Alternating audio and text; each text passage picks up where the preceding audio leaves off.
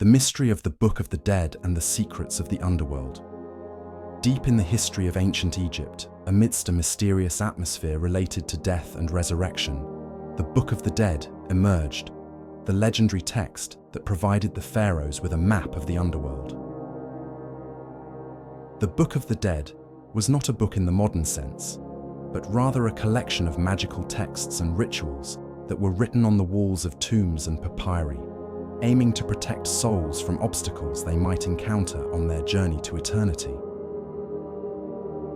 The beginning of rituals and preparation rituals. When an elite person or a king died, priests, who had a deep knowledge of spiritual texts, began preparing the body of the deceased and writing the magical texts that would accompany him. The prevailing belief was that the soul, or Ka, would begin its journey to the underworld full of dangers.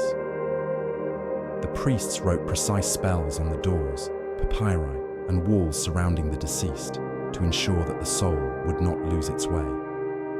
The contents of the book and the secrets of the texts, the Book of the Dead, contains several chapters, including the famous chapter 125, known as the Trial of the Soul stage. In this chapter, the soul of the deceased is weighed against the feather of truth and justice, Mat. If the soul is free of sin, it is allowed to enter the eternal field, the place of immortality. If it fails the test, it is destined for the predator, a monster that preys on evil spirits, depriving it of eternity. The texts of the Book of the Dead included spells calling on heavenly beings to protect the soul, such as a spell to ward off demons, a spell to ward off dangerous waters, and another related to enabling the deceased to control the elements of nature, such as the spell of Osiris, the god of resurrection, who is considered a guide who guided souls in the darkness and brought them back to life.